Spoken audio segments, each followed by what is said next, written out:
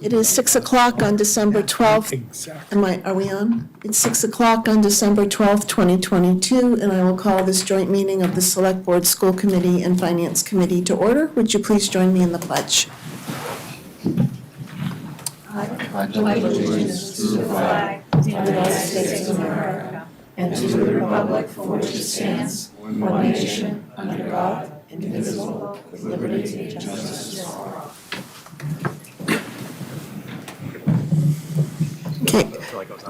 Before we start with the presentations, for the record, for our recording secretary and the record, I'd like to go around the room. If everyone could just clearly state your name and which organization you're affiliated with. And please make sure when we're doing that, and if you have any commentary or questions this evening, that you get a microphone in front of you. It won't pick up if the microphone's over there. And we really need that so that they can hear it at home and also for the minutes recording. So, John, I'll start with you. John Moses, Chelmsford School Committee. Paul Cohen, Chelmsford Town Manager. Darlene Lucier, Town Accountant. Ken LaFave, Select Board. Dennis King, School Committee. Jeff Doherty, School Committee. Denise Pigeon, Neshoba Tech. Pat Wojcik, Select Board and alternate for the Neshoba School Committee. Maria Santos, Chelmsford School Committee. Cindy Goodland, Finance Committee. Sam Chase, Finance Committee. Mark Carlotta, Select Board. George Dixon, Select Board. Jay Lamb, Superintendent of Schools. Donna Newcomb, School Committee. Jim Clancy, Finance Committee. And in the Zoom room, David, if you could introduce yourself.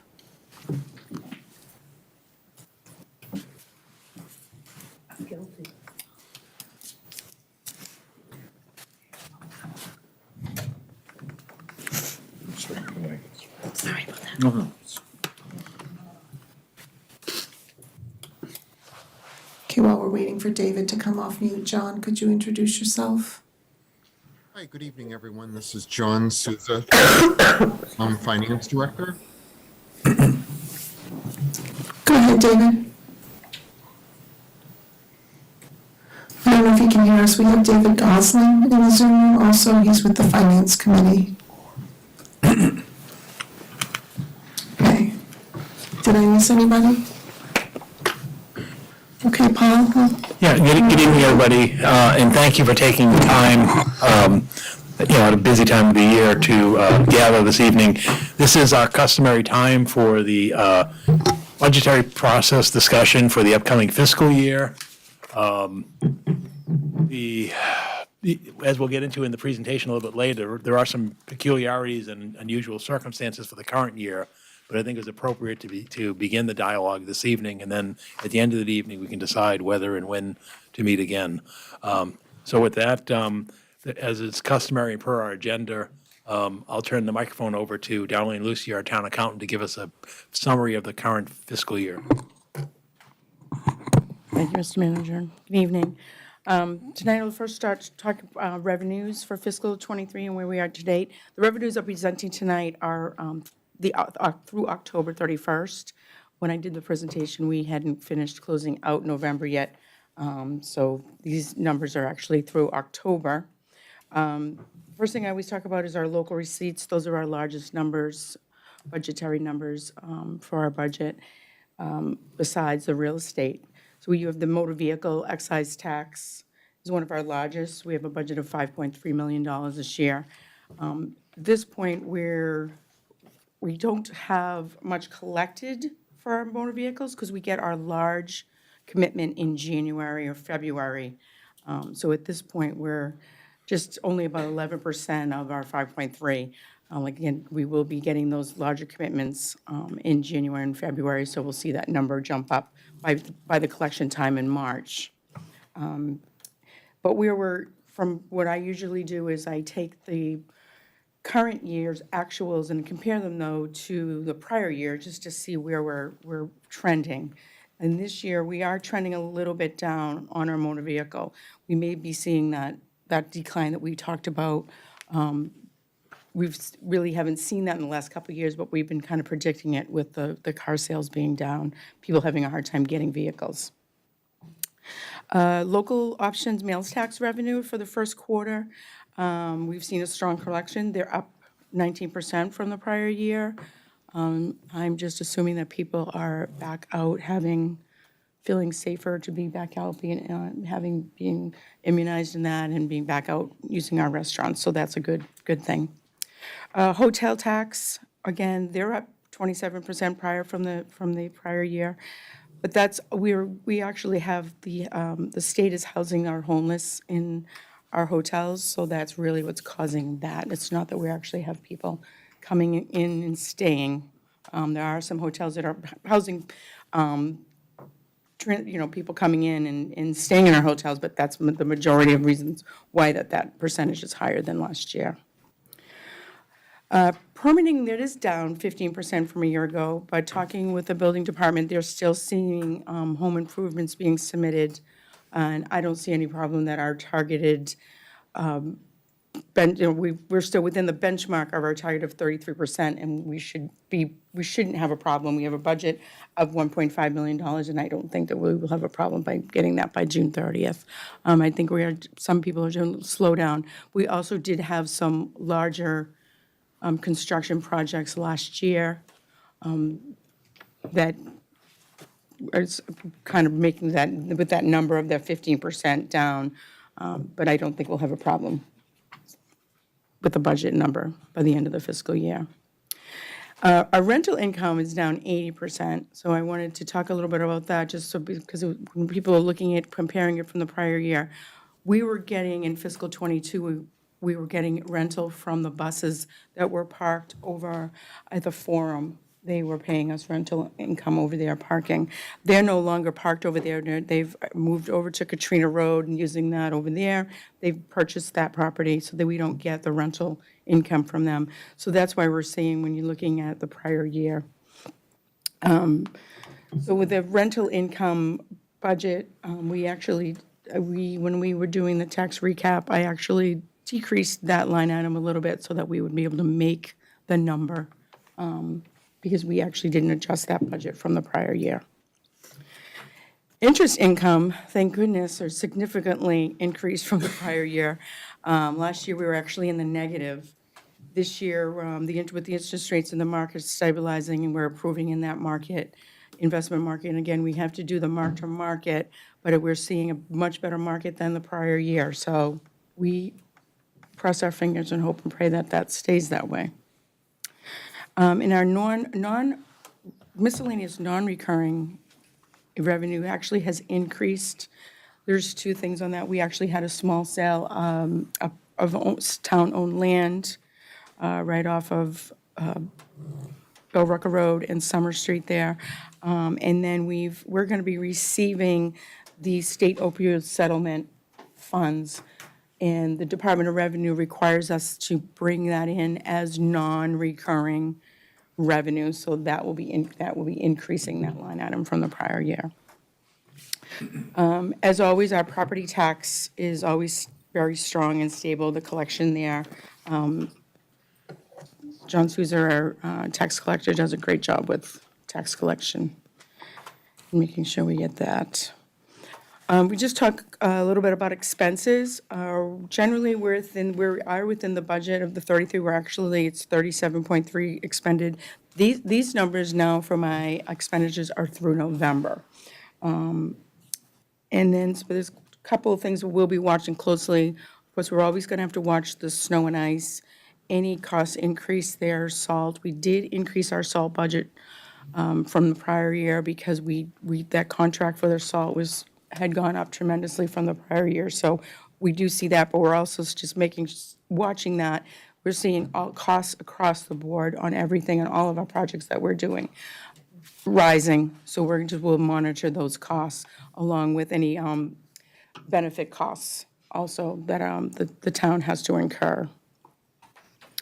And I just show the budget, these budget sheets that I show them, the expenditures are by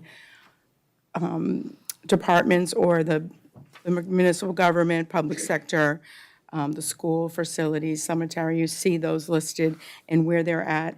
Everybody is within the benchmark number that they should be. Nobody looks like that their expenditures are running too high. You will always see the benefit line being the highest, and that is because we pay right at the July 1st, we pay those benefit costs out. We send our Middlesex retirement assessment out, and we get discounted if we do that right at the beginning of the fiscal year. So those numbers look high right off the bat. Next thing I just kind of show is I always just show our like the sewer betterment, things like that. Those things are reserved and can only be transferred at a town meeting. And then the last one is our other revenue and donations, and those when people donate for a specific purpose. We have the canine dog, and we have certain things like that, people that will give money to the town, and those are donation accounts, and those monies can only be spent for the purpose that they are given for. So I just kind of running through these totals. This is just the first one is the lunch program. I just show you the beginning balance. All of these accounts, the balances that close on June 30th, then roll over to the July 1st. And then I just show you the revenue expenses, any encumbrances that we have during the year, and then the current balance that's in the account. These accounts I watch closely because they can't be, if they are in a deficit and there's no appropriation in there, or they really shouldn't ever go into a deficit, because when a bill comes across my desk, I check to make sure that there's funding in these accounts. If there's no funding, then the invoice cannot be paid. There has to be an appropriation in these funds to pay an invoice. The next one is your school lunch. You'll see there's the beginning balance, revenue and expenditures. They have some encumbrances now. They encumbrance their salaries and the ending balance. I won't go through all of these. These are just, again, the revolving accounts. These are kind of like, this one's your seal of weights and measures, your civic school activities, adult ed, summer childcare, the school choice program, circuit breaker, all of those large accounts on the school side. And then the reserve for appropriation, again, like I said, those were like the sewer betterments. You see those, we transfer money out of those accounts at town meeting to cover cost in the sewer projects. And then again, these are the last pieces, the other revenue and donation accounts. Again, they are like, if you can see, we have a skateboard park and the pedestrian bike path. These accounts are very specific, and the monies can only be spent for these specific purposes. But I just like everybody we want to be transparent, show what these balances are. If anybody has any questions on any of these accounts, I'd be happy to answer any questions. But going forward, that's kind of the end of just a kind of brief overall where we are through, this is the expenditures November, and the revenues are through October, but everything seems to be okay. As usual, we haven't seen any serious issues in the last couple of years, so I think we'll just continue that way. Thank you. Are there any questions for Darlene? So again, the good news is as we approach the midpoint of the current fiscal year, there are no troubling issues on the immediate horizon in terms of how are we going to finish the current year, barring anything that's unforeseen as we move forward. So with that, we then pivot towards the upcoming fiscal year. And last week, as Jeff Doherty knows and others, the Capital Planning Committee completed its recommendations, and I'm going to turn the presentation over to John Souza, who's joining us remotely. But John did have a handout that provides the report from the recommendations list of the projects from the committee, which I'll pass around the table so that everybody has that. And John just going to give an overview. So good evening, John. John, you're muted. I can't hear you.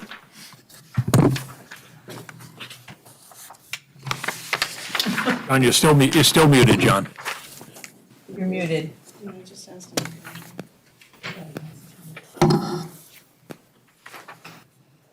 Sorry about that. Now we can hear you. Great. Can everyone hear me okay? Yes.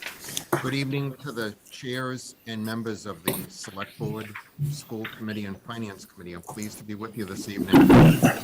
As the town manager indicated, the Capital Planning Committee met at the end of November and earlier this month, and we reviewed 30 projects that totaled over $6.77 million. And after considering all of the projects, the committee voted to recommend a total of 17 projects. 10 projects were deferred and 3 were withdrawn. This slide really shows a breakout of all the recommended projects by functional area. And when you look at this slide, you can see that Public Works, that area accounts for about 25% of the total. Public Facilities accounts for about 11% of the total. And then school buildings at 2.159 million. That's nearly one half of the plan, as you'd expect with the number of school buildings that we have.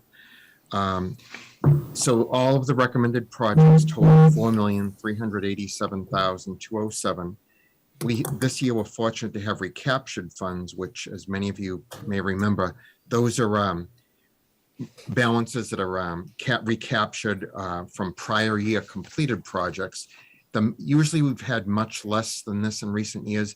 The major contributor to this amount is the South Rose School roof building project, and that's due to MSBA reimbursement of just over $218,000. Our town accountant, Darlene Lucia, tracked down, there are about 13 other smaller projects that had some minor balances. If we go to the next slide, we'll take a look at the beginning to look at each specific project. So just to run through these briefly with everyone, the first one is a security camera upgrade for the municipal IT department. This is going to include replacing some end-of-life cameras and also upgrading some cameras at our police station and many other fire substations in town. The next project is a door security system upgrade. This is part of our effort to bring some more buildings, including Public Works, the libraries, the 2 historic town halls and other buildings onto our electronic security system. The next project is a continuation of some records management, and this actually involves 2 rooms in the sub-basement and lower level of the town office building where permanent records are kept. And what the goal of this project is to add dry fire suppression systems to both of these rooms, so that right now they're covered by sprinkler because the issue is that when the center fire station was built, these rooms were not used for record storage at that time. So this will convert those rooms to a dry system. The next project is for our public library, at the Adams Library. This is to cover the reconstruction of a retaining wall that you may have seen along Boston Road. It's been leaning forward for some time, and that's so that to correct that situation. The next 2 projects I wanted to mention for the fire department, I apologize, the incorrect titles may be on the handouts that you have, but I'll go through them with you.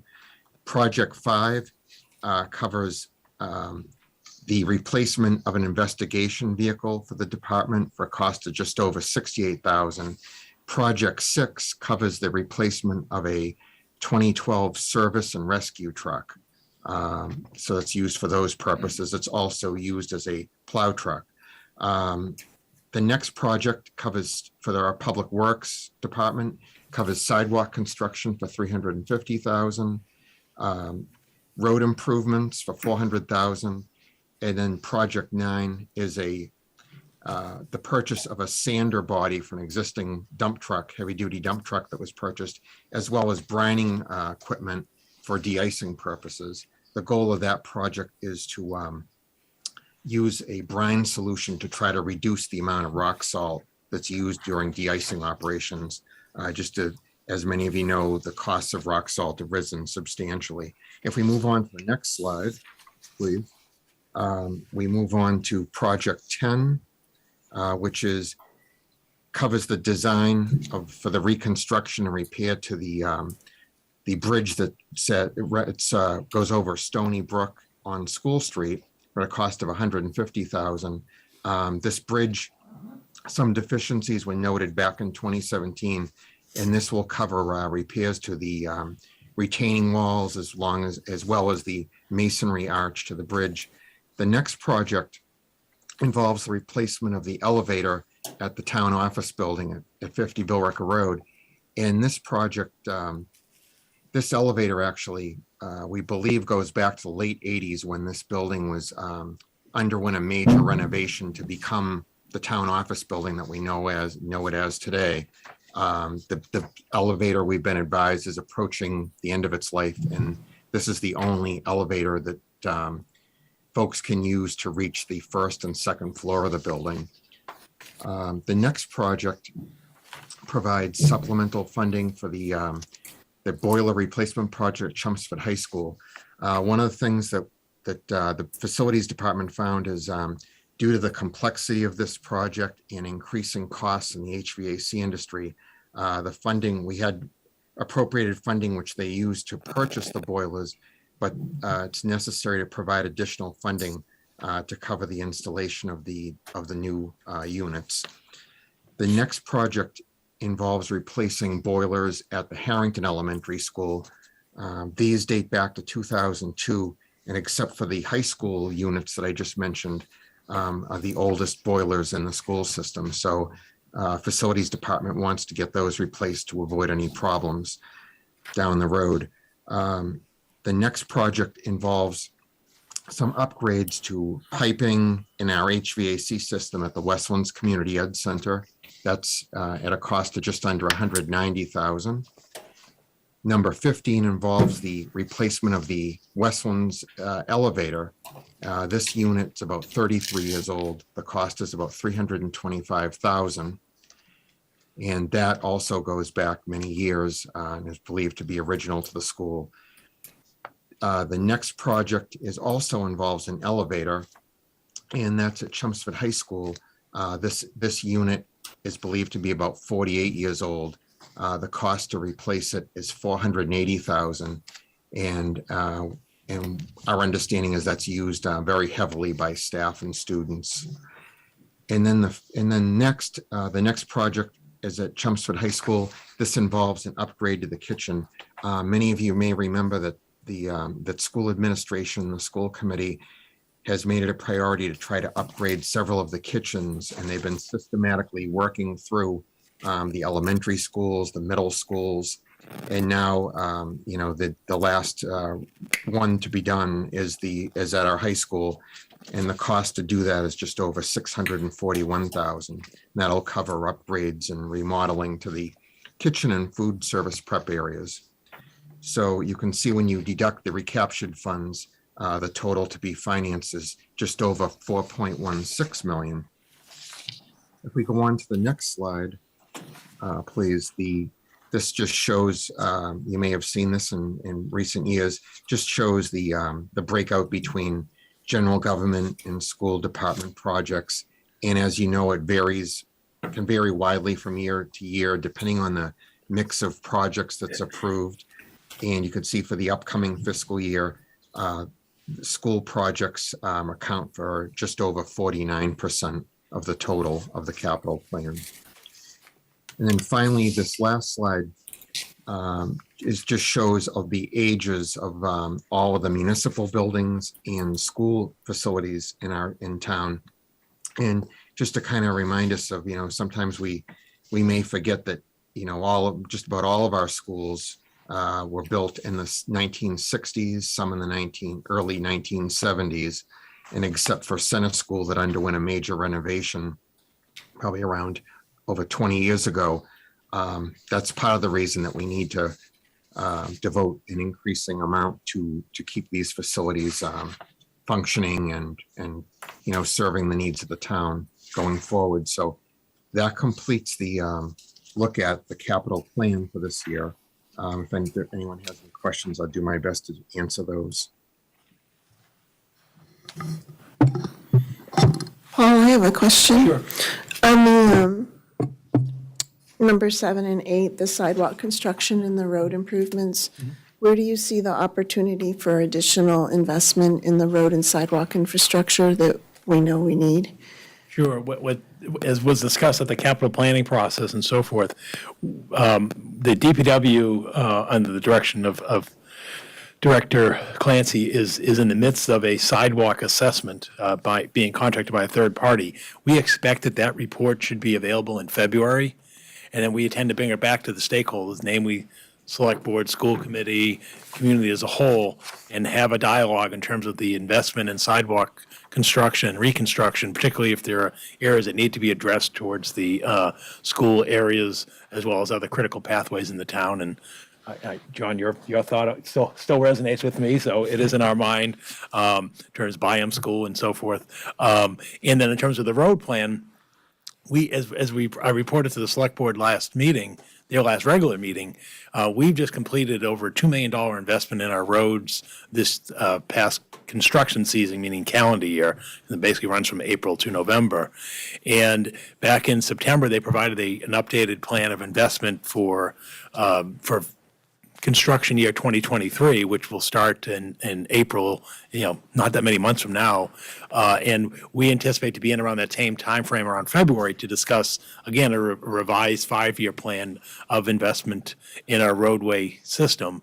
And again, I think we're really making some progress and again, the prioritization in terms of road safety, and also preservation of roadways by some preventive measures such as crack sealing and so forth. So again, I guess the short answer is February, we should have more information for a discussion regarding the sidewalk plan as well as the road plan going forward. Because if we plan that in February, when the weather breaks in April, we can hit the construction season, in an aggressive manner moving forward.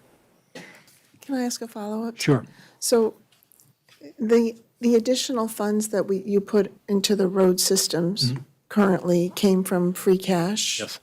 So my question is, I understand the sidewalk plan is in process, and we haven't really looked at that yet. But the road improvement plan, we know that $400,000 a year isn't Right. enough. Yep. So where do you envision being able to invest more than that? Is it another look at free cash? Is it some type of grant or state aid? Or are we not there yet? No, what we anticipate is two things. One is we expect our annual allotment of Chapter 90, which is your motor vehicle excise tax, to the community. That's been level funded, as we've Right. discussed, for the last decade. That should be another $1.2 million. We have the cash that was put in the last fall. And then the last piece, which we don't know, and we'll talk about this later in my discussion, is the passage of the millionaire's tax, or question 1 on the ballot in November, provides additional funding for education and transportation. However, at this point, we don't know what that's going to comprise because it's a broad theme. And so at this point, it's unclear to us what the allocation would be and then how the legislature and the governor intend to disperse those funds. But I think at a minimum, we would expect to receive some increase in transportation funding at the local level as part of the revenues that the state will come in. The challenges at this point is twofold. One is where it's a new tax, there's still a lot of debate in terms of how much revenue the state will take in from that. And that may not be really recognized and appreciated for a couple of years in terms of what does that mean. And then the other bigger question is everybody's lobbying for it. You may have read some discussions about, UMass President Meehan lobbying for education funding for higher education. There's a lot of lobbying out there for early education programs and so forth.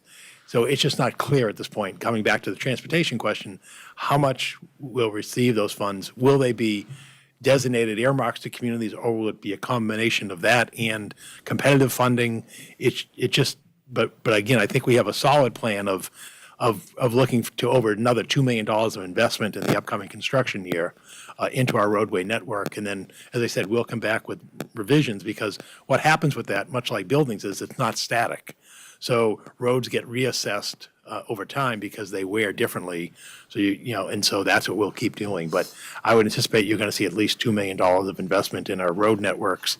And then the other part of how the sidewalks tie in is that if you're reconstructing a roadway, oftentimes you want to be doing a sidewalk work with that because it's more efficient and more sensible to do that. So if we're going to do work on Parkhurst Road, for example, if we're going to do sidewalk work there, well, then we would align that with the roadway resurfacing as well. Same thing if we're, on other areas. So that's why they are intertwined.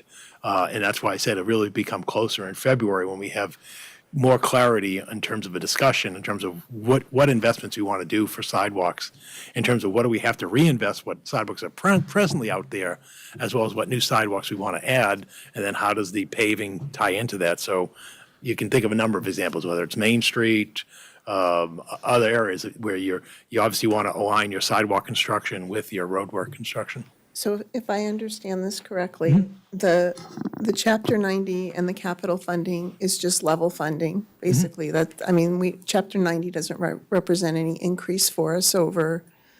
It hasn't. Previous There's no reason why it investments. can't, but it hasn't. I understand, but it hasn't, right? And so the challenge that we've had is how do we put more into that? Because if all we do is level fund, the condition of the roads doesn't stay the same, it deteriorates, right? So what I'm hearing is we recognize the need, but we don't know yet exactly how to fund more than that, pending where we land on free cash in the fall and pending what happens with the millionaire's tax allocation or any other state budgeting that comes out. So it's something that's on your radar, but we don't have a solution for it right now, is Right. what you're saying? Yeah, and let me explain a little bit more why that's the case. As John mentioned in his presentation, as you saw on the sheet, we had $6.7 million of requests for Right. capital. Right. And there was even discussion at the capital committee, believe it or not, about, well, gee, could we perhaps trim some funding from roadway and sidewalk funding, in order to meet some of these other facilities functions? And obviously that didn't occur. But that sort of is the push and pull, is two things that happen with roadway construction. The cost of roadway materials, because it's a petroleum-based product, is increasing, which means you're getting fewer bang for your buck. And then the other part is your labor costs are also increasing, which is also part of roadway construction. So that's a real tough struggle because, again, when you're met with decisions about, hey, do we do, some of them were obvious, we've got to do the boilers at the high school and so forth. But, it became a question of, the marginal things. Do we trim a little bit on roadway and sidewalks? But on the other hand, gee, it would be good to have those stairwell treads done at a school for safety. No, I So, get the but capital, it's I a get the real push. capital constraints. My question is we found other sources of funding before beyond the Right. capital. So that's And- really my and then the other question, thing is I'll where's that mention- coming from? Yeah, and the other thing I'll mention in closing is the MMA, the Mass Municipal Association, is doing a Chapter 90 survey of its communities that is due in a couple of weeks. And so I would expect in the springtime. And what they've shown is that the state funding for local roadways is not even a third of where it should be. So Right. there really is this push, and not to mention the whole infusion of federal infrastructure funds, which may come to the local level, which we would use with NIMCOG and other communities in terms of other projects like we've seen in town, such as when they just completed the construction at Boston Road and Concord Road, that was funded outside of any of these through NIMCOG, through the planning organization, what they call Transportation Improvement Program, as well as the one that was recently done by the cemetery at Billerica Road and Riverneck. So those are also other potential sources as well as grant funding. So short something, Virginia, we recognize it. We're trying to look at all areas for funding. Thank you. Are there any other questions? Yeah, a question. For the projects that didn't make the cut, is there a list in priority order of how those would line up? No, the committee doesn't do that. What they'll be listed as is D, is deferred for next year. And one of the things, while you're on that, what you see is, there's clearly a theme of elevators. I mean, Yeah, the school committee see that. prioritized their list, and they deferred the elevator at the Parker School for an obvious reason that there's a submittal for the MSBA for whether we could get into the funding cycle to address the new middle school. And so that was a reason to hold off on the Parker School. But the McCarthy School, also has an elevator need. And so that's one. But no, the school committee did provide a priority. The DPW provided the priority list, but the committee doesn't sort of provide a next priority list beyond that. So no, that doesn't happen. They'll get listed as deferred, and then what happens is next year when the the committee takes up the discussion, they'll look first at what were those projects we deferred from the last year, and are they needs for the upcoming year? I'm just looking at that in the event that anything does qualify for ARPA funding, if the board did decide later on. Yeah. If there was something in some kind of priority order or sensitivity that we could look at it from that perspective. Yeah, definitely. Thank you.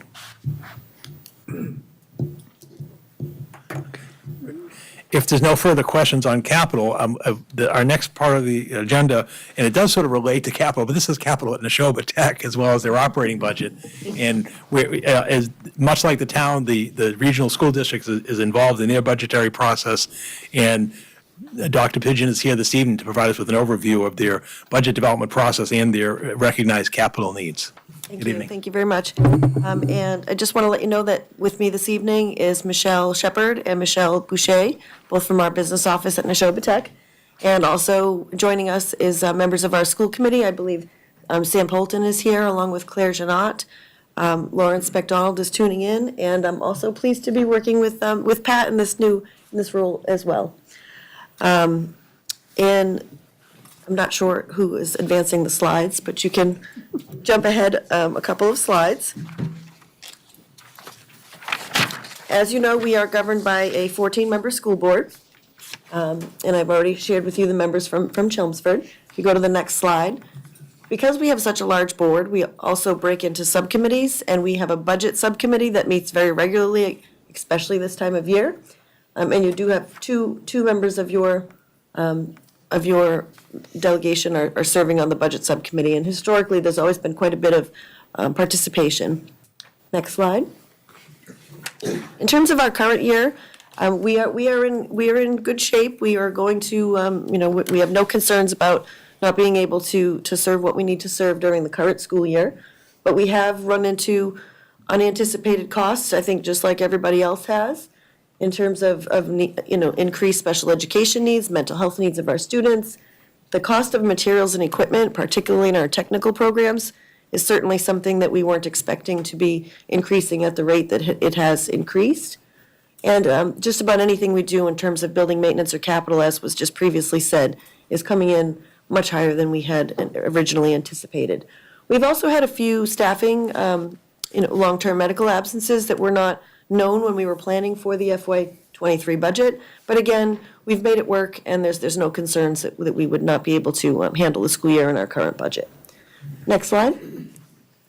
When planning our budgets, enrollment as a regional school district is really one of the biggest drivers in how the assessment may change for different member towns. We have had, for a number of years in a row now, increasing district enrollment. So we have had an increase of 25 district students from last year to this year. And that increase is spread over numerous towns. And because we have had such a large increase in district participation, which is wonderful, we've had no seats available for school choice students. So this would be the second year in a row with the freshman class that there have been no school choice seats.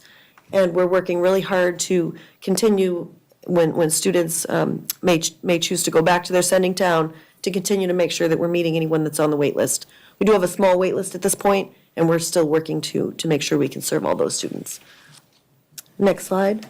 This is just a slide that shows you again that trend. We have been increasing the last couple of years, both total enrollment and district enrollment, and you can see that the school choice is, there's less and less school choice as we move forward. This is actually a trend that we predict will continue into next year. Go to the next slide. So the current freshman class, you can see the 25 district student increase and how that worked itself out between our 8-member towns. Chelmsford did have 5 additional students. And other notable increases, Pepperell had 10 additional students and Air had 8 additional students. Next slide, please. Looking at just Chelmsford, again, we have been increasing, and we are at 212 students from Chelmsford. And I know that a question comes up annually, how many are postgrads? This year, there are no postgrads. They are all high school students at the 212. And I also like to point out that the historical enrollment high in Chelmsford was actually over 300 back in the 80s. Next slide, please. When looking at the FY24 budget, I've already heard some themes that I think resonate true for Neshoba as well. The first thing we have to look at is, even with level staffing, there are contractual increases. Next year will be the third year of our settled teacher's contract, and there is a 2.5% increase. So there's the COLA and the lane changes for teachers that are making their step and lane changes.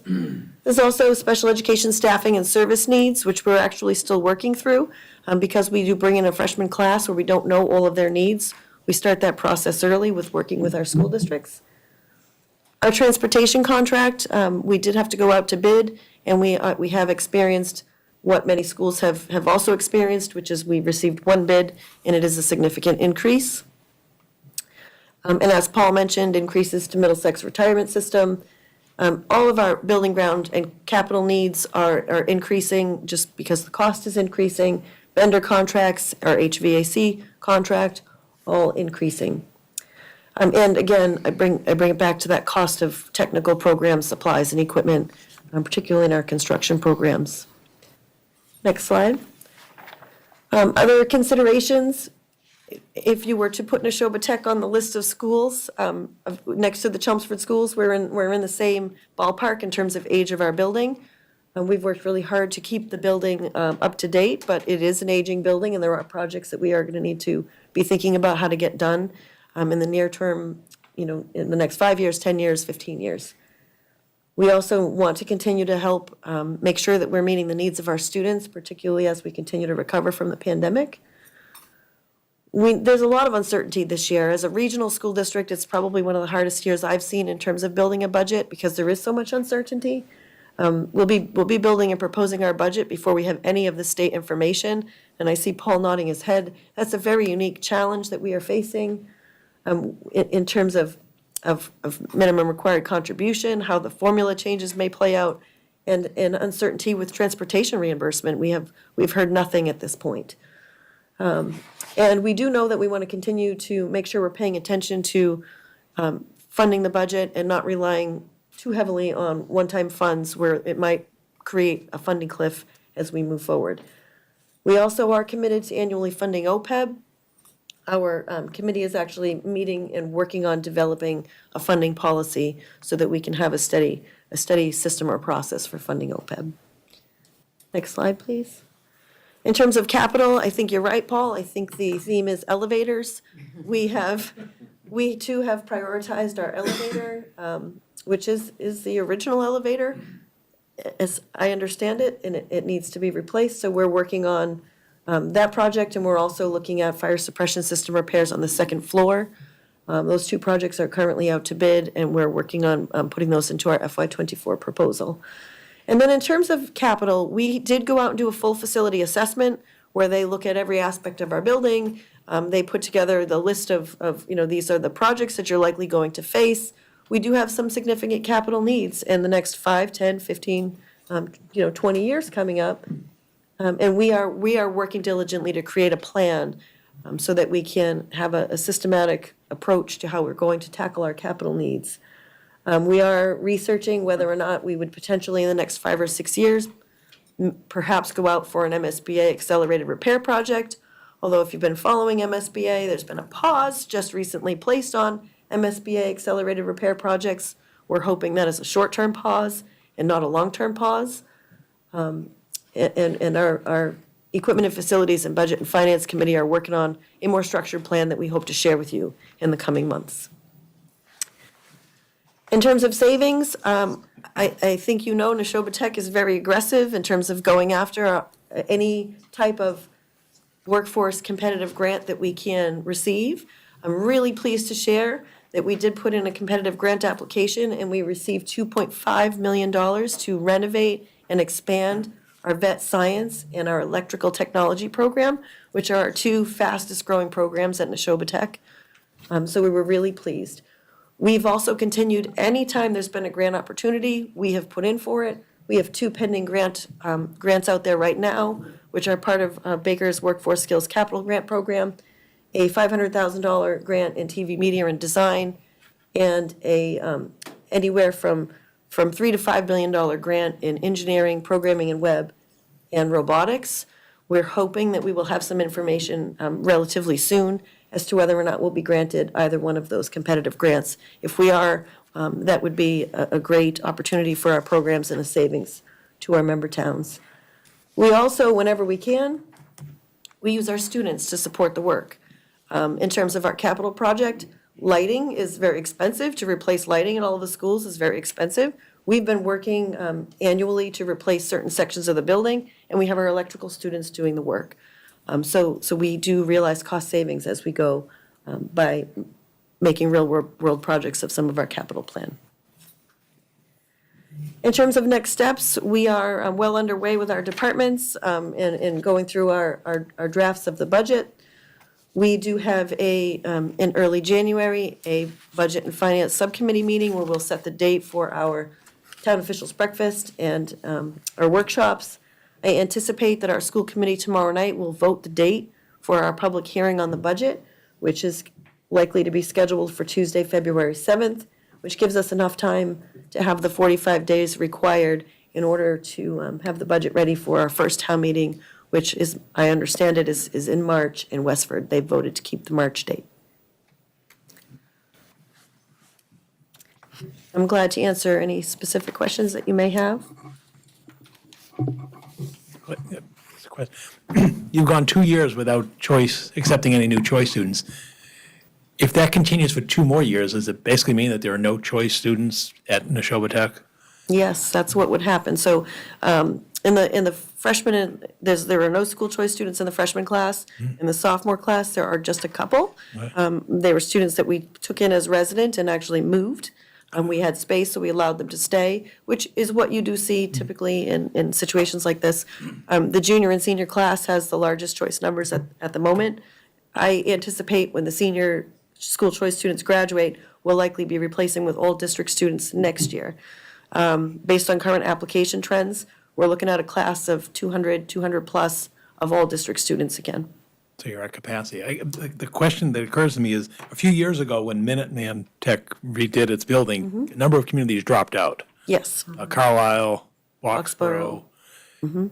Sudbury. Sudbury. Is there any thought in terms of what's going to happen to those students or? It's wonderful that you brought that up. We actually just posted. Okay. We actually just posted for a membership exploration study committee. There have been some inquiries, not just unique to Neshoba Tech, but some of these towns. What happened is when the legislation changed for admissions, last year, the Department of Ed changed the regulations, and how it works is vocational schools must accept all district students before you can consider non-resident students, as it should be. But what's happened is as district interest has increased, not just at Neshoba Tech, but across the state in vocational education, these students find themselves without any opportunity for any vocational education at all. So I think that when these towns withdrew, it was in a different time where they could access vocational education as a non-resident student, and then quickly, because of the increase in interest, have found themselves not able to attend. So it's my understanding that several of these towns are researching their options, and to be proactive, Neshoba Tech has started a study committee to look at what that may look like. And I would imagine that they are also engaging in conversations with Minuteman as well.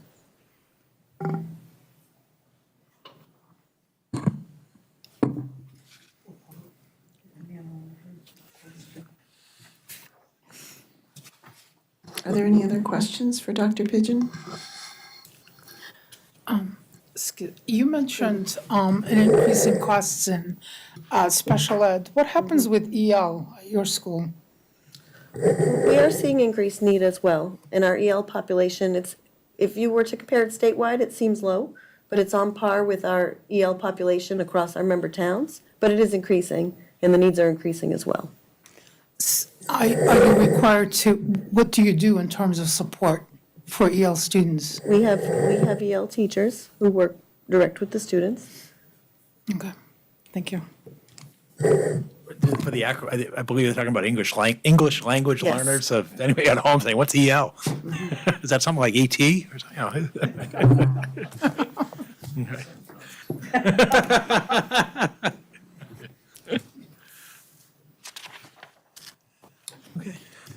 With that, we'll now transition over to Dr. Lang to give us an overview of the Chelmsford School Department's budgetary status for the current fiscal year and the outlook going ahead. Good evening, Jay. Good evening, everyone. I just have a few slides to share with you as well, if you don't mind advancing to the next one. Couple of updates just with regard to the current fiscal ’23 year that we're in. All is going well in fiscal '23. We really don't see any issues with our operating budget. We're in good shape. No concerns for personnel and non-personnel at this point of the fiscal year. We do have all of our collective bargaining agreements in place for this fiscal year. We just finished a big round of negotiations with all of our different employee unions because the majority of them had contracts which expired on June 30th. So we now have contracts in place for the next couple of years, which really helps us budgeting-wise. We have one custodial unit that only has about 9 people in it that's off-cycle. That'll be up this June, so we'll be dealing with that after the first of the year. But that is a good outlook for us for '23. Also, our grants revolving funds, as Darlene alluded to earlier, are in good shape. We have no issues on those for this particular year. And we are well underway with our individual school and department meetings, taking a look at our fiscal '24 budget requests and putting that document together. The school committee at their meeting at the last time actually voted our budget calendar, which is consistent with the past. So the first meeting in February, I'll present the recommended budget for fiscal '24. And then after we come back from February school vacation, we'll actually have a budget hearing on that. That'll be the last Tuesday in February, and that'll roll over into March if necessary for additional time. And we'll be well on our way for Springtown meeting. So we should be on good shape for that. Next slide, I always just do a couple of, because we get questions from time to time with regard to how Chelmsford stacks up against other communities. As you know, the Department of Elementary and Secondary Education identify what are the 10 most comparable communities each year based on demographics and age, population of schools, needs, things along those with regard to student demographics. And so the last year of published data, which is actually audited data, was fiscal '21. So you're going to see all of these items are from fiscal '21. And our trend basically continues. We're kind of right in the middle of our comparable districts. So one of the benchmarks we usually look at is how much actual spending we're doing per pupil. And this is based on students who are actually in our school district. So you can see, again, we're right in the middle of the pack at $16,430 per student. We have 5 of our comparable districts below us and 5 above us, including the state average. Statewide, a little over $2,000 is spent per student, more than we're spending. But again, we're in the middle of the pack with regard to our comparable districts. The next metric we've used from time to time is our student-teacher ratio, and this is actually something we've worked pretty significantly on over the last number of years. We've been reducing this, so on this particular chart, you actually want to be closer to the top as opposed to closer to the bottom. So a lower student-teacher ratio is desirable, and again, you find us right in the middle. So we've got 5 districts above and 5 districts below. Again, just for the viewing audience, we don't actually have 12.8 students in a particular classroom, but the way DESE comes up with this metric is they take your total student population and divide it by the number of licensed teachers you have on staff. So we obviously have core teachers in the classroom with a full classroom of students. We have our special education teachers, our English language learner teachers and whatnot. And when you just take the total amount of students divided by the total number of licensed staff you have on hand, you come up with a per pupil ratio. It's just a nice metric because the state does this for all schools and in all districts. So again, we're right in the middle of the pack on this one. A third metric we look at is our average teacher salary. And you will see for the last number of years, we've been in the bottom third, in the lower end of this particular range. This was something that came up during our last round of teacher negotiations, which just concluded relatively recently. And we are beginning to make a little bit of progress on this. Again, this is fiscal '21 data. So when you actually see '23 data, which will impact our newest contract, we did some accelerators on the top step because we've got about 50% of our staff who are actually top step employees. We did what we call like an add drop. So we actually added a step on the top of the grid We reduced a step at the bottom of the grid. So we're highly attractive to new teachers coming into the district, which has been helpful for us. We're really fully staffed as far as our professional staff is concerned. That's been excellent. And we are trying to also, we obviously value and respect our veteran teachers. So we've been working on that top step issue as well. So you will see this over the next couple of years start to kind of float to the middle of the range. But again, this is fiscal '21 data. The last metric that we take a look at is just in general, the town of Chelmsford, how much it's spending over what the net school spending amount is, or that's the minimum amount of money that the state indicates one should be spending on education. And again, this is a metric where you see we fall pretty much in the middle of the pack. We do spend more than the state average on this one, which I feel is good for us. This fiscal '21, we're actually at 33.7% higher than what the minimum net school spending amount was. There are only a handful of districts that actually spend at or below net school spending, so that's really not desirable. You want to gauge yourself and figure out how much you're spending beyond minimum net school spending. So again, we're in the middle of the pack on this number. We fluctuate slightly, a couple of percentage points here or there each year. On the next slide, we just talk a little bit about some of the drivers for us for the fiscal '24 budget as we begin these discussions. So we have some fixed costs. Again, I mentioned earlier, we have contracts in place for next year, which is very helpful for us in building the budget. But we have factored in a school department COLA for fiscal '24 of 2.5% for our employees. We have steps in all of our different contracts. So teachers have steps going from, say, step 2 to 3 to 4. Administrative steps and whatnot, that has a cost associated with it. School department contracts, most contracts also have lanes. So if you have someone who's in a master's degree lane and they end up getting an advanced degree, they slide to the right. So there's a cost of about $110,000 annually on those lane changes.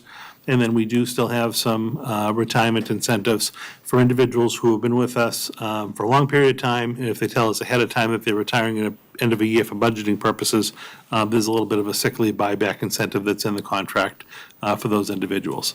So that's been running on average about $2.3 million a year. And then we typically have another $200,000 or $300,000 of non-personnel related costs in any particular year. So we've been trying to come in around $2.5 million as far as our year-over-year ask to support our level service budget. But as you'll see, there's one kind of budget buster down here in the non-wage category with regard to special ed tuition. So we have our traditional increases for student transportation, both regular education and special education.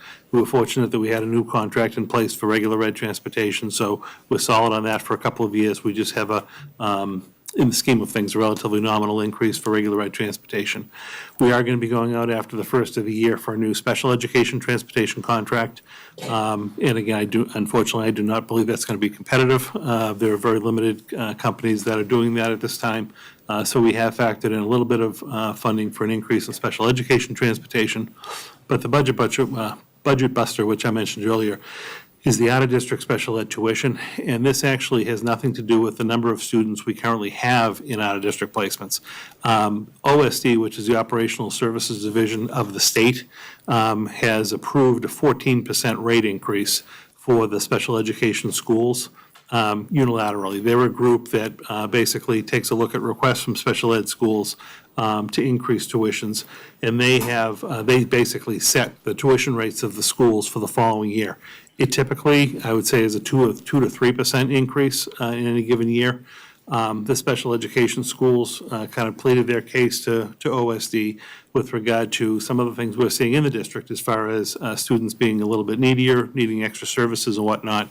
And the state ultimately did grant them a rate increase. So that's about a $750,000 increase to us, just based on a 14% increase in current year tuitions to next. So I want to make sure you understand, this is not like we're sending additional students out of district. We're actually well managing those students. And if anything, we've had some students come back into district programs that we've offered over the last couple of years.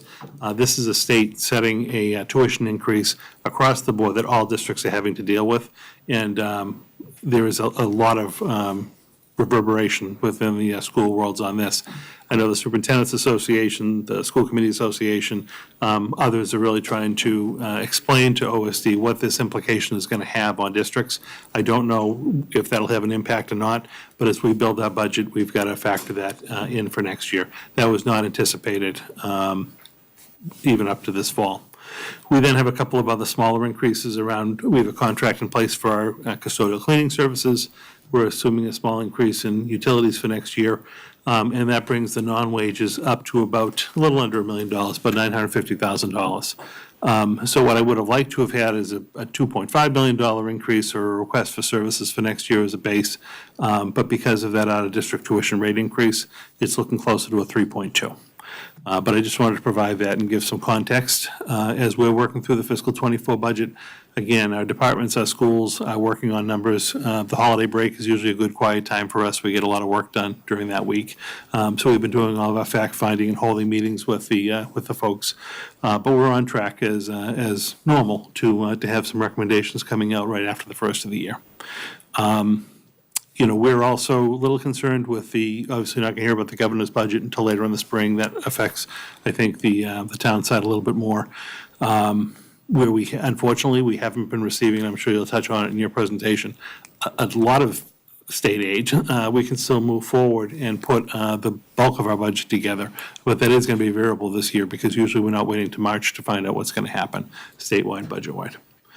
But I'm happy to provide that little update for you and answer any questions you may have, or even as we go through the evening if other things come up. Thank you. Are there any questions for Dr. Lang?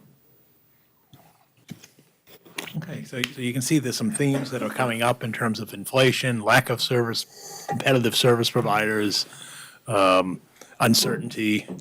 And so I'll now provide my overview, and I do recognize that there's an important game tonight, so at 7 o'clock, so I will be sure to finish before the 10:30 start of the Celtics game. Everybody's, the Clippers.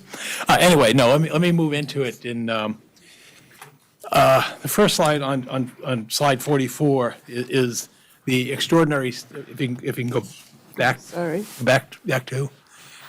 It's just that this is, and it's been mentioned earlier by the superintendents, this is an extraordinary year. We're basically, at this point, we're going to go in with a lot of unknowns that we wouldn't have in a typical year. And the first reason for that is the state budget process allows a new seated governor extended time to submit the governor's proposed budget to the legislature. So normally, the governor's required to have his budget submitted by the third week in January.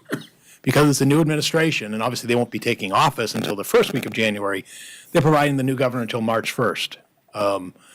And by our process, you heard Dr. Pigeon saying, but hey, they have to have this 45 days before the first district meeting, which is mid-March for Westford. So they're going to submit a budget not knowing, in their case, they won't know what regional transportation aid is by the governor. And why that's important, even though we know the legislature is scheduled to get the budget done by June 30th, and they usually don't finish till the end of July, and sometimes we've seen even later. But what the governor's budget is, it provides that floor that, we've never, pardon rare extreme circumstances, the governor's budget has always been the baseline, and then the lobbying goes on at the House and the Senate to build upon the governor's budgets for, education aid, unrestricted general government aid, lottery aid, and so forth. The other thing the governor's budget provides at the municipal level, meaning for cities and towns, is it's all those other, not only revenues, but the assessment and charges that's provided by the state. So we're sitting here not knowing not only what Chapter 70 education aid is and what the additional assistance might be, but we don't know what we're going to be assessed for charter school assessments, what we're going to be, assessed for from the LRTA and these. I mean, it's just, out of just it's just sort of this amorphous thing. And the reality is, and Darlene and John can attest to this, that can swing by hundreds of thousands of dollars in a given year. So that's basically big uncertainty. So. By our process, I'm required to submit a budget by, 60 days. 90 days before our annual town meeting, which is in April. So basically, by the end of January, I will submit a budget, but I won't know anything on the state budget. Normally, it's a scramble. We're getting the state's numbers about a week or so before we got to get our budget out, and we push it. So we're not going to know that.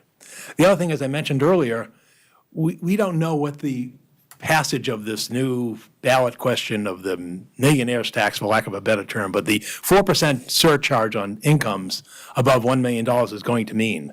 Again, as I said earlier, what that amount's going to be and who's going to receive those allocations. And the bigger question is, we don't know what the new governor's priorities are. I mean, with all respect to the governor, she ran a rather stealth campaign because she wasn't really heavily contested in the primary, and she really wasn't heavily contested in the general election. And so it's become clear, if you read through the media accounts, everyone's sort of wondering, what are her priorities? And thus far, all we've heard is she would seek to want to expand housing production, and she wants to do early education funding, meaning preschool and those type of things, which it's really unclear. And then also, we don't know the dynamic of the governor with the legislative leadership, with the House Speaker and the Senate President and so forth. We've seen in the past, when there was a previous Democratic governor, Deval Patrick, that sometimes they weren't in sync, and therefore it creates a lot of uncertainty. So big question is, this is a rather unique situation. On top of that, we have this unprecedented, at least in our professional careers, in that we have inflation levels that we haven't seen in 40 years. And so that sort of gives you this whole uncertainty about, labor shortages, supply chains, inflation. And then the other thing is there a looming recession on the horizon? What's going on in China? There's this tremendous uncertainty that, we're trying to forecast for a period that's going to begin 6 months from now and run 18 months from now, in terms of where that's going to be. But again, with imperfect information, we still have to proceed, and that's what we're going to do. And so I want to just provide a little bit of an overview, not only for those in the room, but for those watching, and hopefully gives you some insight in terms of what the constraints are. First one is on the next slide about how we have a $149 million operating budget. Roughly half of that goes towards education. You can see $67.5 million for the Chelmsford Public Schools, $3.7 million from Neshoba Tech. And then we got basically 19% or $28 million goes to benefits and insurance. Most of that being benefits, i.e. Retirement assessment and health insurance, and we'll get into that in more detail coming up. On the next slide, you equate that to dollar amounts in terms of the average single-family property tax bill. Our tax rate was approved last week. It's the average single-family property tax bill in Chelmsford for the current fiscal year is $8,235 on a single-family home that's assessed at almost $600,000. You look at, well, where does that $8,235 go? Well, again, it's percentage of that is you're spending over $3,700 towards the Chelmsford Public Schools in terms of the school department's budget, not counting the benefits that support that budget, which is in the general government line, as well as debt service and other things that support schools. So again, our biggest resource, but it's also our biggest competitive strength and advantage, particularly in a world going forward that has much changed than it was even 3 or 4 years ago, with the idea of remote working and different choices of people and where to live. What I think one of our strengths as a community, and what makes the community attractive and will going forward, and keeps your property values and so forth, is the quality of your public school education system, as well as you can see, other items there, such as your public works, your public safety, police, fire, and so forth. And again, you can see that, roughly $1 out of $5 goes to benefits and insurance. You looked at over a 5-year period, the budget's increased by 21 million or 16% over 5 years. I provide this to say, well, where's that money been moving? And you can see it's roughly been around almost equally distributed. 18% or 10.5 million of that 21 million has been towards Chelmsford Public Schools and so forth over that period. You look over a 10-year horizon, and you can see the budget's increased by 39% or 42 million during the last decade. And similarly, you can see $20 million of that investment, or 42% of that percent versus the 39% overall, has gone to the school. So again, you can see the money, I think, is going to where you would expect it to be. What you see is like is extraordinary is the amount going towards benefits and insurance. 60% increase, or almost $11 million in the last decade. And again, I'll dive into that. And then the other thing you note is our debt service is declining significantly in the last 10 years. Moving on to how's the budget funded, we're increasingly, we keep talking about this and the number keeps growing, we're increasingly reliant on the property tax. Over 3/4, or actually 78% of our budget is from the property tax, meaning 116 million comes from the property tax levy. State aid is less than 19 million, or 13%. And then local receipts that Darlene referenced earlier is around 11 million, or 7%, and then miscellaneous available funds, 2%. So again, we're a property tax-based system in a state that has a governor of 2.5% on property tax levy increase aside from growth. So again, you look at that, how's that increased over 5 years? You can see where the growth is coming from in terms of funding the town.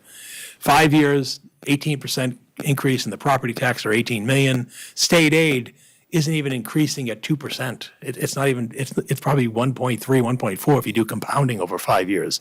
So again, our partners at the state level aren't meeting the needs going forward.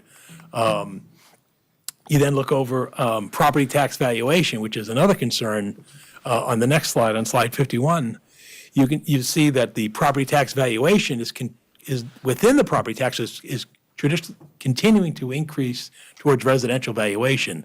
And that's because as the assessor presented this month, and they presented this past month, and they presented a year ago and so forth, the appreciation in residential values is certainly outstripping commercial property values. This year was over 15%. So we're at 84.5% of our property tax valuation is residential.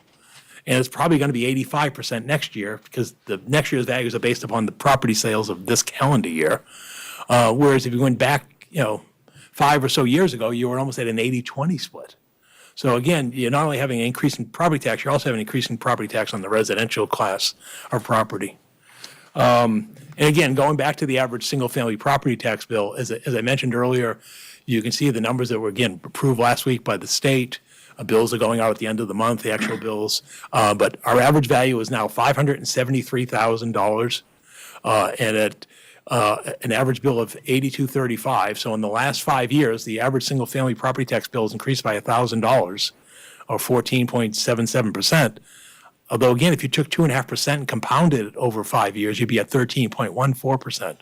So again, it's growing a little higher than 2.5%, but not out of the realm of, out of control. And part of that's being offset, quite frankly, by your excluded debt declining, which I'll touch upon a little later. Again, the sad story of this is our declining local aid from the state government in terms of our partners. If you go back to the Dukakis administration, going back to origins of Proposition 2.5, the reasons that cities and towns survived that was because of the strong partnership. That has eroded over time. And if you look at the next slide, you'll see the actual numbers in recent years. We're now down to 12.6% of our budget is from state aid. Whereas again, if you went back, you just go back over time, it was up to 15% going back, 15 or so years ago. We've only had 11.2% increase in state aid over 5 years. So again, we're not seeing the aid, and the problem is with the Chapter 70 formula and so forth is we're not seen as an entitlement community. We're getting the minimum amount, and so it's a real challenge. Looking at diving a little deeper into those state aid numbers, on the next slide, you see that our Chapter 70 funding in the last 5 years, again, wasn't even at 2% non-compounded, at 9.83%. Again, if you even go back over the last decade, you're less than 2% non-compounded at 18.5%. And you saw the decade before that, you didn't see that. That's how you go, wait a minute, how can it go from 20 years and was 45%, and in 10 years it's 18%? You've seen this diminishment, particularly in the last administration for the last 8 years, where they were directing more money towards unrestricted general government aid on the bottom part of the page, because that was actually a lower amount. They were saying, we'll increase unrestricted general government aid with the growth in the state budget, which is generally 3 or 4% per year, but we weren't getting that in the much larger increase of state funding for education, which is double in our case, our non-education funding. So again, it's a real struggle in terms of aid. And then I give, again, citing the data that Jay references in his report, and Dr. Lang regarding our comparable and neighboring schools. I also list our neighboring school districts because they're not listed on our comparables, but I think it gives an insight of what's around us. So for example, you can see in the current fiscal year, we're getting $12 million of Chapter 70 aid. And our enrollment is 4943. Just a couple things to note. Billerica, has less student enrollment than we do. They get they get $19.8 million of state aid, Chapter 70 aid. Their equalized valuation per capita means their property valuation is greater than ours because they have a much larger commercial base in Chelmsford. Where I think we're different than Billerica is not only we have less population, we have higher per capita income. But I think the one that's most troubling is you look at Westford. Westford is receiving $17.6 million in Chapter 70 as opposed to our $12 million. They have less student enrollment at 4668. Clearly, their property values per capita is greater than ours, as is their income per capita. The reason for that is the former state Chapter 70 formula used to reward or direct funds towards communities that were growing if you went back 15, 20 years, and that's where Westford's boom took out in terms of education. Now they've kind of stabilized, but there's never been any sort of rebalancing.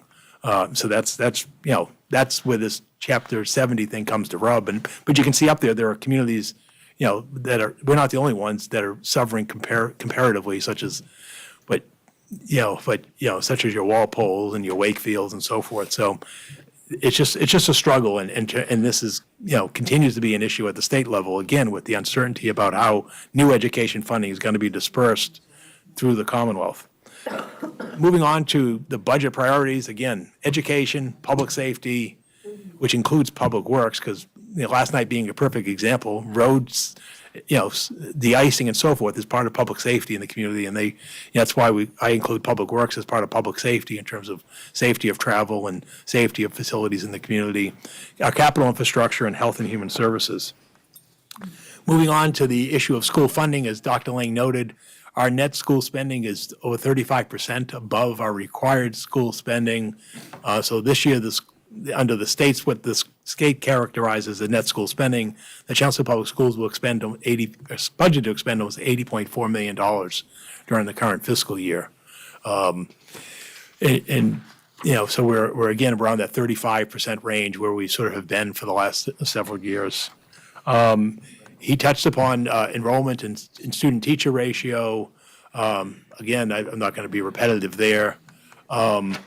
The per-pupil expenditure in Chelmsford Public Schools, what we did see in the FY21 numbers is you saw a bump, and that was not just in Chelmsford. Remember, that's the COVID years. So think about what happened is communities budgeted for the COVID year of fiscal 21, and then you had people pulling their kids out for homeschooling and perhaps going to private schools and so forth. So what ended up happening is your per-pupil expenditure bounced, not just in Chelmsford, but you see it in other communities. So the latest data we have for fiscal 21 says we're spending over $17,000 per pupil in the Chelmsford Public Schools.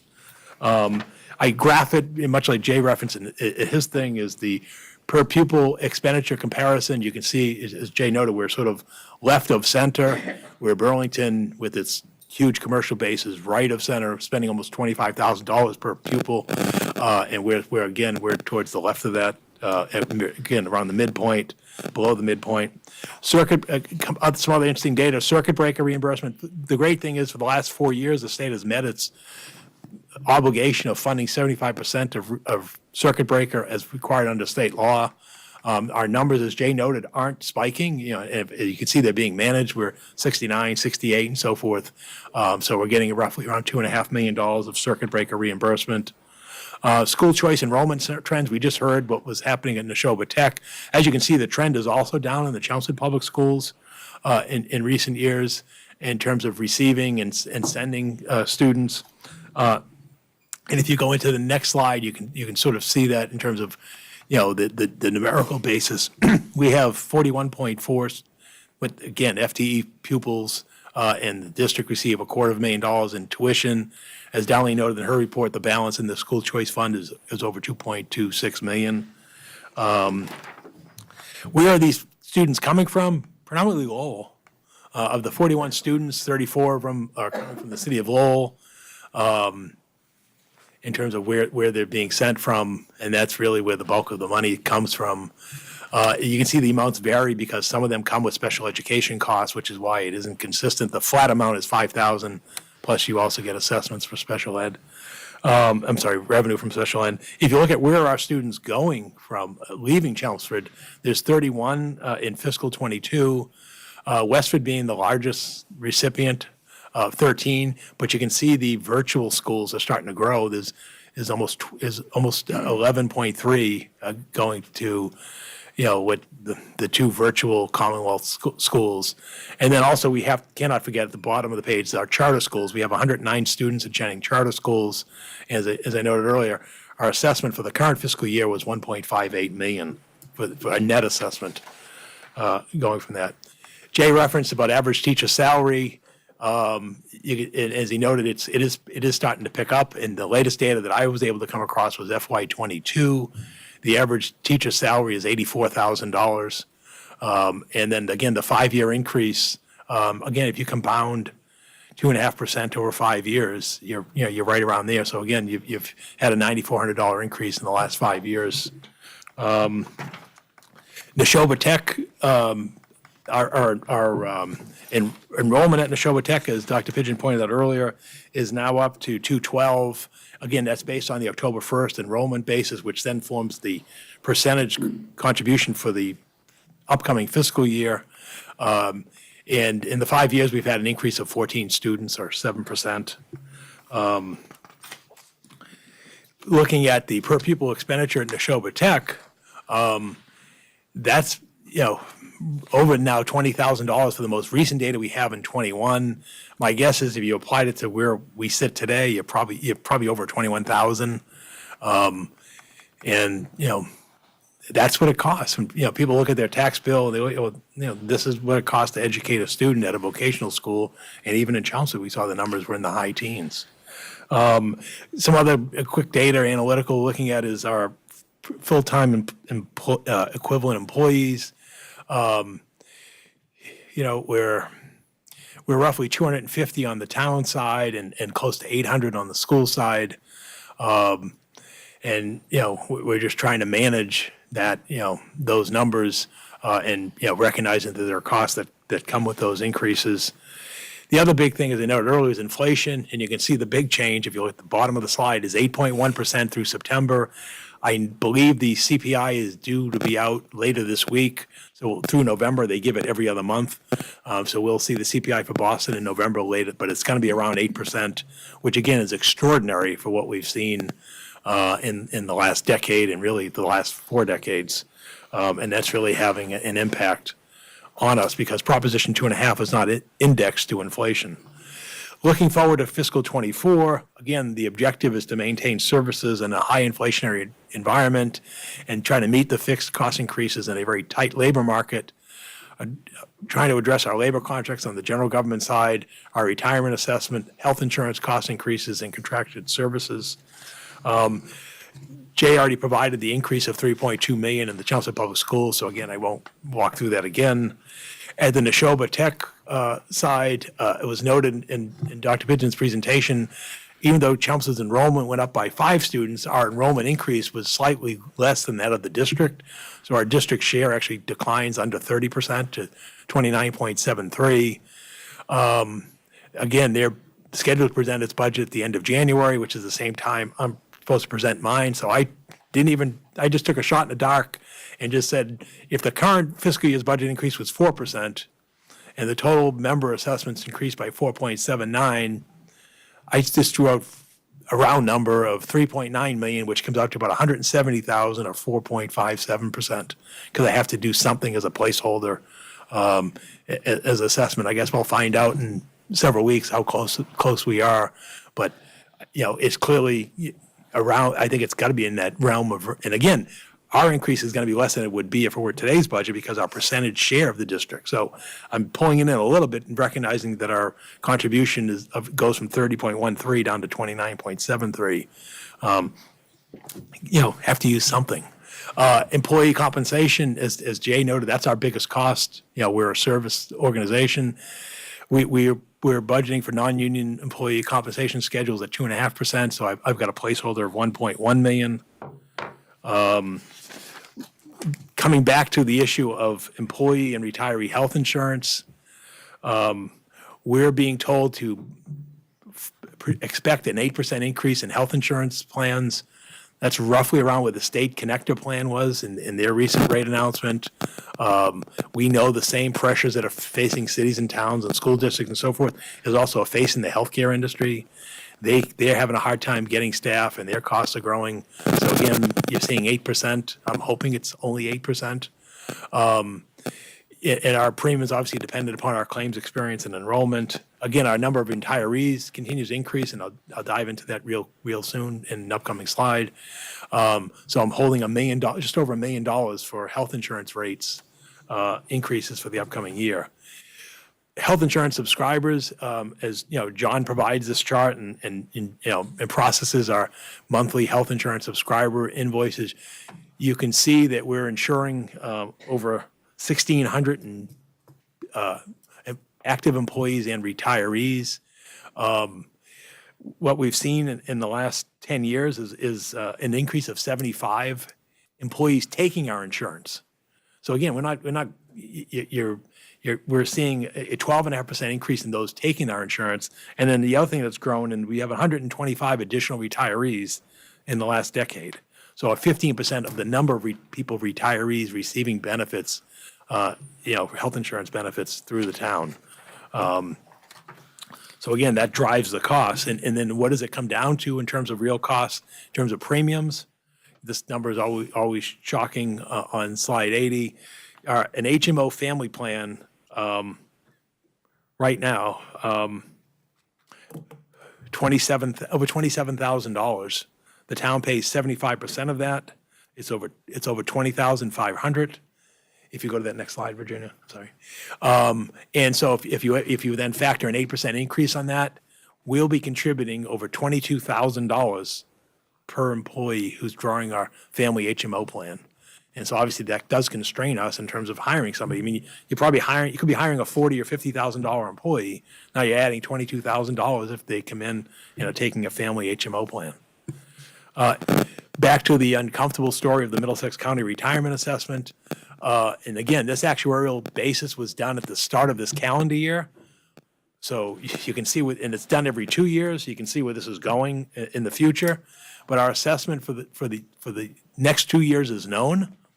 For the upcoming fiscal year, it's going to be $11.33 million, which is an increase of over 7.5%, or almost $800,000. And then the following year, we're told, because again, it's done biannually, it'll be over $12 million, and the increase will be another $745,000. That's, when people say, well, why do your taxes go up? Why does the town's budget go up? Can't you do things? This is a fixed cost. We have no option but to fund this. And if you look at this in the 10-year history, the biggest thing is that fourth column, payment on unfunded liability. For the upcoming year, it's going to be $9.6 million, which you can see is almost $700,000 beyond the prior year. And then you can see in the subsequent fiscal year in 25, it's going to be over $10.3 million. So we'll be paying out of our budget $10.3 million to funding the unfunded pension liability, which is scheduled to be paid off in 2037. So we're only 15 years away. And the sad part is we're only roughly 50%, the system is only 50% plus funded in terms of its actuarial schedule. So what we're being told to expect these level of increases indefinitely into the future. And then obviously if the market, and we know the market will fluctuate, but that's assuming a market return of about 7%. And obviously that varies, but they do that every 2 years assessment. Another increase that we're in the midst of is determining right now on slide 83 is our solid waste and recycling contract. Our contract's up for the end of this year in terms of the solid waste and recycling. We received 3 proposals, and we're reviewing the content of those proposals now, and then we anticipate coming back on slide 83 with some recommendation to the board for award. Right now, we're budgeting a 30% increase in terms of labor, fuel, and operating costs. Again, in this case, fortunately, we got 3 bidders and 3 qualified bidders, so I think we will have a sense of the market. And then, we'll know more about this, but that's just in terms of solid waste and recycling collections, which will be totaling about $2.6 million. We also have a tipping fee of dumping our solid waste at the Covanta facility in Haverhill. Those fees are going to increase by 4% per the contract, so we'll be paying over $97 per ton to dispose of our solid waste, or roughly $1.65 million in the upcoming year. So again, we're looking at an increase of perhaps $675,000 for solid waste collection and recycling collection and disposal. We talked earlier about snow and ice removal, about the road salt price. The price for road salt this year was 20% up from the last fiscal year. So it went from $60.08 per ton to $72.10. You go back 2 years, the price was only $45.90 per ton. So we had an increase of over 57% in 2 years of road salt. And so that's an increase. And the reason for that is they don't just go to Hampton Beach and mine it. The road salt comes from overseas and it's shipped globally, and it's been a tight market and continues to be. And then there's also the question about a shortage of contractors who want to provide snow removal operations with vehicles. And we ourselves, our comparable communities and our neighboring communities and so forth keep upping the ante to, over $100 an hour for somebody to go out there and provide a truck and a driver to remove snow in plowing operations. So that's a potential increase. We also have increases in property and casualty and workers' compensation insurance. That's tied to the insurance market, which, as you know, not only aside from what's happened in Florida with the hurricanes and the West Coast with the the wildfires and then just the global insurance markets, those costs are increasing greater than inflation. And then your workers' comp increases with your growth in your payroll. So again, we've got to account for a 5% increase there. Your Medicare tax as a community is based on your payroll. So we've budgeted a 4.5% increase there of over $50,000. You throw all these things together, you're at $7.26 million. The only bit of good news is on the next slide is our excluded debt service is declining by over 19% or $400,000, going down to $1.68 million. However, that doesn't provide any relief in the operating budget because those excluded debts, mostly for the sewer project, were outside of the levy limit and provided only to fund those projects. So as we near the end of the payment of the sewer project, those numbers will continue to diminish. So it provides $400,000 less than we're assessing in property tax, but does nothing for the levy and the operating budget. So then you go to the other side in terms of what can we anticipate for additional revenue sources. Some of this is a mathematical exercise. In the far right column, you take 2.5% over our current base levy of $114.7 million. That's $2.87 million. And then it's reasonable to anticipate new growth of $1.7 million. If you look at where we've been the last few years. So again, you add those two numbers, that comes up to $4.57 million. And then we also had $778,000 in excess levy capacity. So we have $5.35 million that we can assess within the property tax levy limit. As I noted earlier, the state education funding reform law, which is known as the Student Opportunity Act of 2019. Again, Chelmsford was only a minimum contribution community. And so up until this past year, we only received $30 per student, which would have been $150,000, which was only 1.3%, which is significantly less than inflation. What we saw actually happen, and we'll come to this in a couple of slides, is the state did provide some supplemental funding for that this year. Who knows what the priorities are going to be going forward. The next thing, again, going back to keep jumping on this, is because this is important to get out there, particularly if you're talking to your legislators or others, is where is this additional funding going to come from? Because many see it as a panacea for all of the needs in the Commonwealth in education and transportation. It may be $2 billion. And all the law says is it's resources for quality public education, and affordable public colleges and universities, and for the repair and maintenance of roads, bridges, and public transportation. That's it.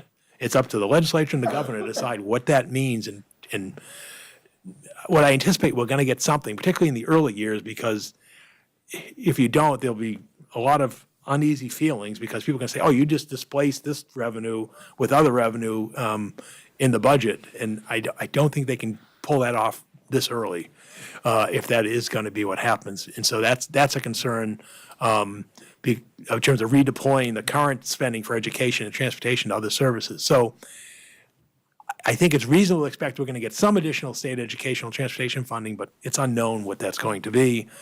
So when I go to the next page and slide of 93, I get a little more bullish in terms of what that might be. So I'm pushing up chapter 70 funding by 4.5% to $12.5 million as I'm sitting here tonight. General government aid, I'm kind of going back to the growth in the state budget of 3.75% or $6.1 million. So that gives us an extra 775 or 4.1% increase in state aid. If you look at our Chapter 70 education funding history, as I noted this past year, we got 5.41%, which is extraordinary if you look at what happened over the last decade. So again, I'm hoping that the 4.5% isn't, off the charts and unattainable, but who knows? I mean, the other thing that's going to happen to the state is they're going to quickly see their capital gains revenue contracting pretty severely. And so that's going to, right now, as we joke, they were awash with cash because they didn't expect to see the full impacts of the pandemic. And then they got the federal money coming in. Now the federal money is going to stop coming in, and they're likely not to get the capital gains. And then if you have a recession related to that, you can see the perils of going forward. But who knows? We sat here a year ago. We didn't foresee where we'd be today either. Local receipts, again, I'm budgeting a 6.38% increase in local receipts of $675,000. Again, I'm pushing up the motor vehicle excise because I think what we're seeing is Darlene noted there's a shortage of vehicles, but they certainly aren't becoming less expensive in terms of MSRP. And if people continue this trend of leasing vehicles, that actually is beneficial to towns because it resets the excise tax, on these leases because they're paying the higher end of the curve of the depreciated motor vehicle excise scale, and then I also pump up permit fees to 1.8 million, and the reason for that is I expect within the next 18. Think about it, talking 18 months from now, the project at 255 Princeton Street has been permitted by the planning board, and if they start getting their permits and putting shovels into the ground, I don't think it's unreasonable to expect that they'd be applying for building permits within 18 months from now for the first phase of that project. So again, we're looking everywhere for signs of light because we need it, given the environment that we're in.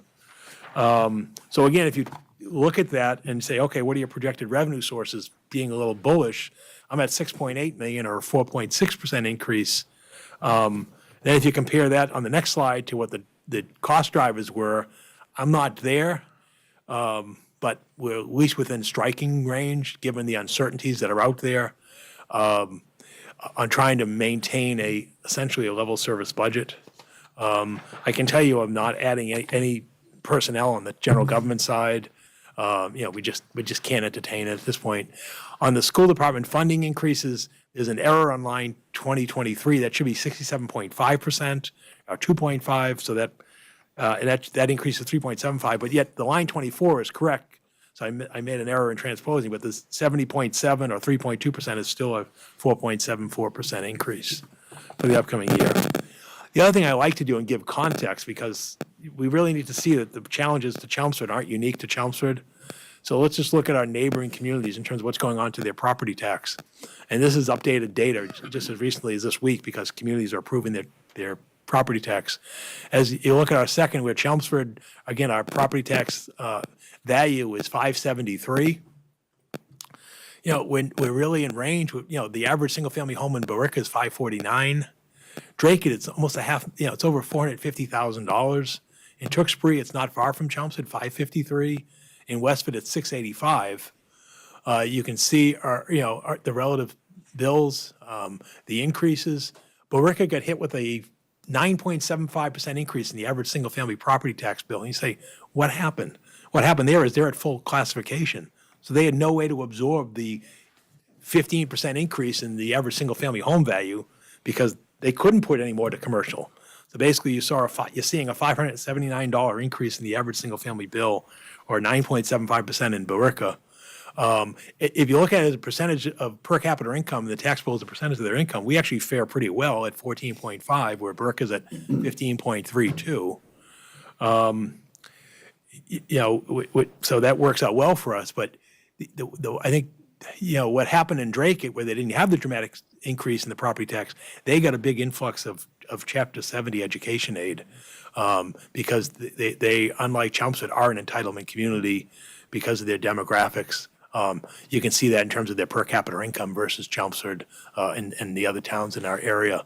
And then the other thing I think to note on this graph is the town of Westford crossed the threshold of $10,000. The average single-family property tax bill this fiscal year in the town of Westford exceeded $10,000. It's $10,120 on a average single-family home in Westford assessed at $685, $643. And, so again, taxes are going up in Chelmsford, but they're going up everywhere. And I don't know where you escape that. The outlook for fiscal '24, again,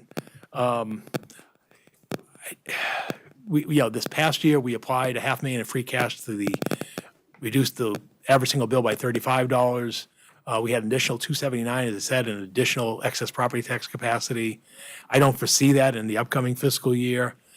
So if you go to, what would you foresee for FY '24 in the next slide, for if you were sitting here today projecting what's going to happen, I'm thinking you're seeing another 4% increase, or over $300 in the average single-family property tax bill. You start at the $82.35, you add the 2.5% increase allowed by law, which is another $206. You use the excess levy capacity of $55, and then you reduce it by the excluded debt, the $400,000 I mentioned earlier, of $28, and then you get this shift again from commercial to residential in terms of the appreciation of values. That could add $100 to the bill.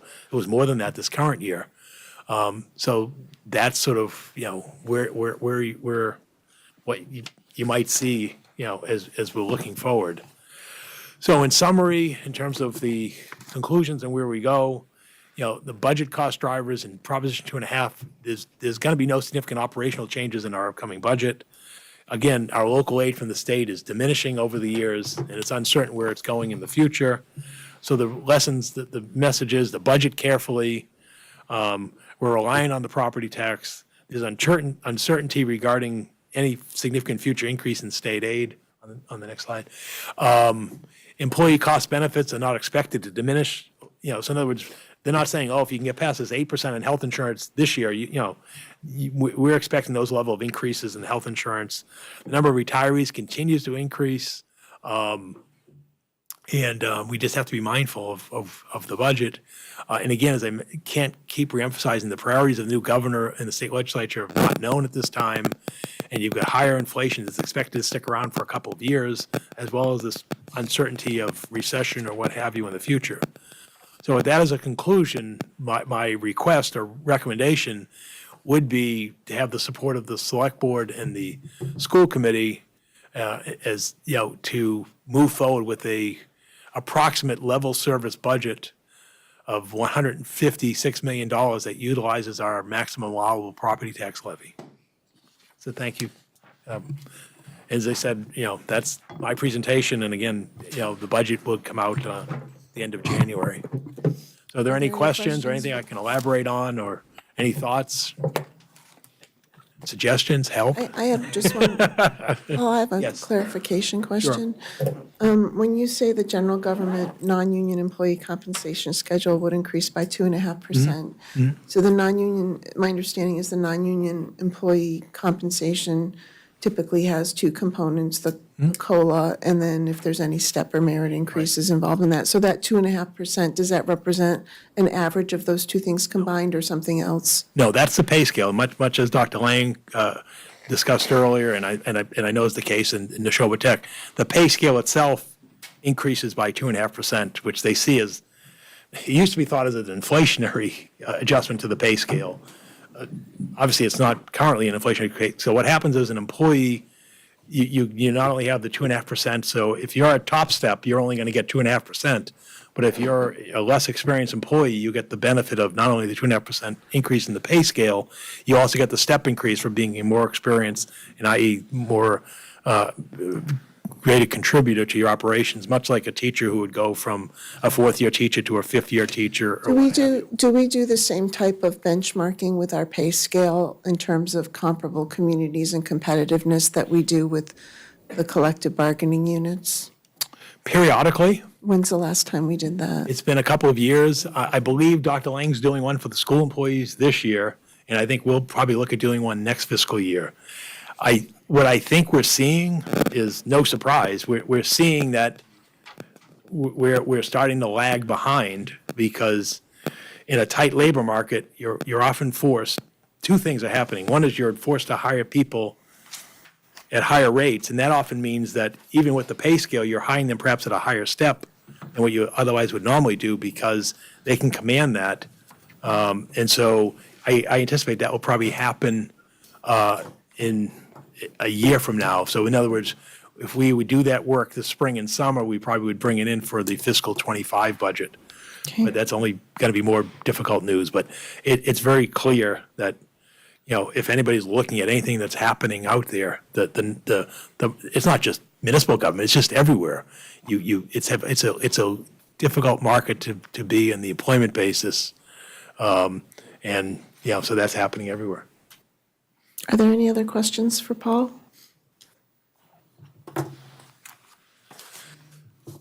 So I guess my closing thought would be if there'd be some sense of direction from the school committee and select board, and then if there's any thoughts about whether we should meet again before the end of January.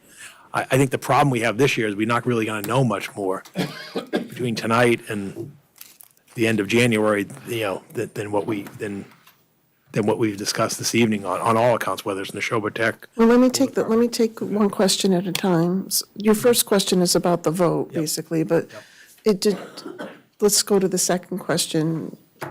Do any of the participants feel they would like to have another discussion before Paul presents the budget in January?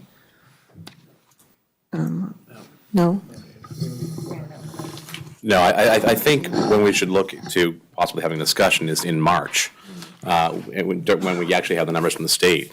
Before then, we're just looking at more guesswork. Yeah, the budget will be full into our review of the budget at that point, but we wouldn't have taken a vote at that point if we get the budget numbers in from the state. There's a big surprise or big change from what Paul's broadcasted. Then I think we do need to have a conversation. We do need to come back together and have a discussion. But I think it's a more play it by ear type of situation this year. Anybody else? Seeing none, I'll just assume there's concurrence on that. Heads are nodding. Okay. Does anyone have any discussion regarding the recommendation on slide 105 that I have up on the screen? If not, I'll take a motion. I'll make a motion that we take a level service operating budget approach to the 2024 operating budget. Second. Any further discussion? All those in favor? Aye. Aye. Any opposed? Any abstentions? Okay, it's unanimous with the Select Board and School Committee and those who voted from the Finance Committee. And if there's nothing else, it's 7:47, and I'll take another motion. Make a motion to adjourn. Second. All those in favor? Aye. Aye, we are adjourned.